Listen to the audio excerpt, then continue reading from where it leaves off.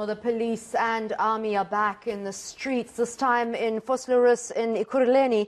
It's not clear if they'll be rounding up stolen loot like they did last week, and in the same way, they have been criticised for barging into people's homes. Well, Slindelo Masikane is monitoring today's operations for us, and she comes to us live now from Vosloorus. Slee, you brought us visuals earlier of the police being fairly moderate in their approach when going through people's goods, but still with no search warrants. Not at this stage, still no search warrants, but we can confirm that they are, of course, rounding up some of the looted goods that were stolen or taken over the past few days during that unrest. And you can see that a number of goods have already been retrieved, majority of which is alcohol. You can see in your visuals right now that a woman has been protesting with regards to her clothes being taken, and it seems she has convinced the cops that the clothes do belong to her, and that she had put them in a bath because she had washed them.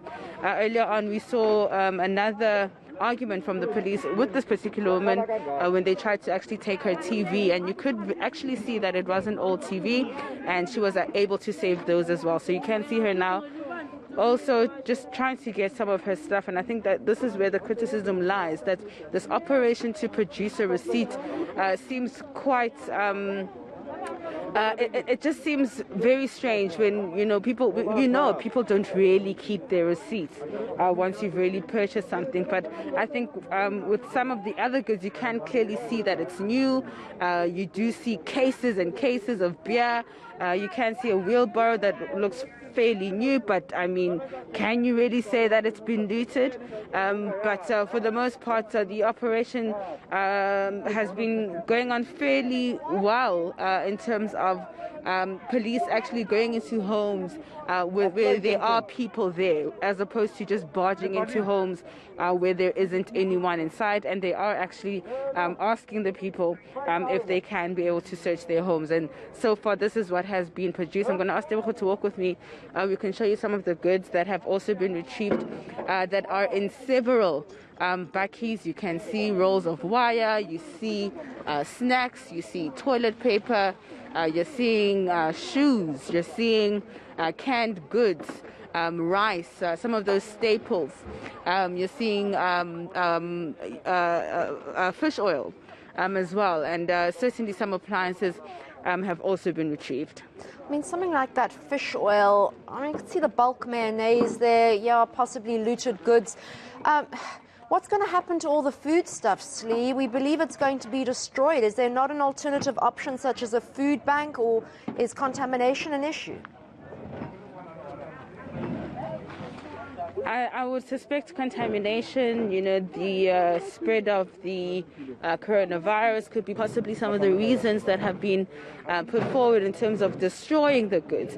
And I think what a lot of South Africans are saying, that yes, we understand the looting was wrong. We understand that law and order needs to prevail. However, what does it achieve then to round up these goods, to then destroy them? When you do see the kinds of conditions that these people are living under, you can see that they are living in poverty, and for them to just have, some fish oil, some midi meal, some rice, for a couple of weeks could have really maybe made a difference to them in their homes. I want to just ask Tebogo to come quickly to the side. The lady who's actually been protesting with regards to her TV and her clothes being taken away, is producing some evidence, some receipts to the police to be able to take back a lot of the stuff that has actually been taken from her home. But I think a lot of people won't be able to do that either at this point. But I think the main criticism around rounding up this food is the fact that it's going to be destroyed when it could have made a difference in the lives of those living in these conditions. But of course, not to say that the looting was right, not to say that law and order should not be taking place, that the police are merely at this point, the ones that are here, just following orders. One almost feels a little bit of sympathy for that lady. She seems to be trying very hard to retrieve her goods. I mean, it's just circumstantial. We don't know what the real situation is. But, Slee, very quickly, do you think the police are being pretty mindful that the media is watching them right now? Certainly so. I think they understand that some of the scenes that we saw last week when they were retrieving some of those goods in other areas like Sebokeng just seemed a bit heavy-handed, seemed quite inhumane. There were issues around the constitutionality of them just barging into people's homes. And the difference I've seen today is that they aren't going into those homes where you don't find people in them, but instead going into homes where there are people, where they can actually say, look, we're coming inside, this is what we're looking for, this is what we want to do. And you can see also in the distance, I'm going to try and speak to that lady, but I'm just going to ask Debogo to show you that the retrieval of these goods continues, and people are watching, in awe really to see some of the stuff that is coming out of these homes.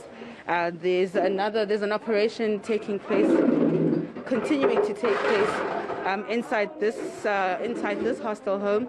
The police have really cleaned it out, Annika. There's hardly anything inside. It looks like it's a store, but they are certainly searching every corner to ensure that they are retrieving those goods.